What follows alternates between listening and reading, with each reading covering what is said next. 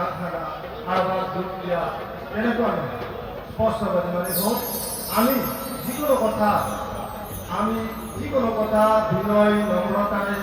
যুক্তিপূৰ্ণভাৱে আমি প্ৰকাশ কৰাটোৱে হ'ল স্পষ্টবাদী আজিৰ সমাজত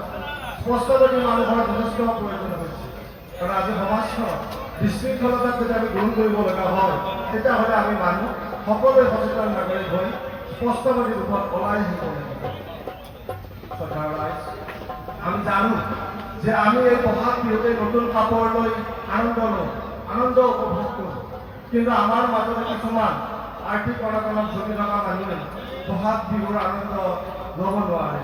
আৰু আমাৰ জাতিটোৱে আমি এনেকুৱা পণ ল'ব লাগে যে আমাৰ জাতিটোৰ যিবিলাক মানুহে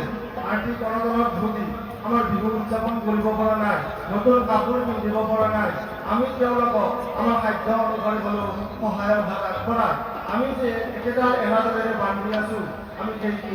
এক নিদৰ্শন হিচাপে আমি দেখুৱাব লাগে কাৰণ মানৱতাৰ জয়কালী হ'ল প্ৰকৃত বিহু আৰু সেই প্ৰকৃত বিহুৱে হ'ল আমাৰ জাতিটোৰ পৰিচয় আমাৰ জাতিটো যদি আমি আগুৱাই লৈ যাব লাগে আমাৰ প্ৰতিগৰাকী অসমীয়াই আমি একলগ হৈ আগুৱাই নিব লাগিব আৰু প্ৰতিগৰাকী অসমীয়াই যদি সমান হাৰত উন্নতি হয় তেতিয়াহে আমি উন্নতি লাভ কৰা বুলি ভাবোঁ বেছি নকওঁ আজি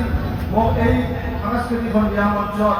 আমাৰ অসমীয়া জাতিৰ এখানি ফুলাম গামোচাৰে সম্বৰ্ধনা জনোৱাৰ উপৰিও আমাৰ এটি ফুলাম জাতিৰে সম্বৰ্ধনা জনাবলৈ এই বিহু সমূহ কৰ্মকৰ্তাৰ লগতে আপোনালোকৰ ওচৰত মই চিৰকৃতজ্ঞ হৈ ল'ম আৰু আপোনালোকক মই মোৰ অন্তৰৰ পৰা আন্তৰিকতাৰে ধন্যবাদ জনাইছোঁ কাৰণ মোক এইখিনি সন্মান দিয়া যাব আমি জানো যে আমাৰ এই অসমীয়া বিহুটি আমাৰ প্ৰতি বছৰে এনেকৈ যে 4 বছৰ হ'ল এনেকৈ সদায় এই জনতা হাইস্কুল খেলপথাৰত উদযাপন হৈ যাব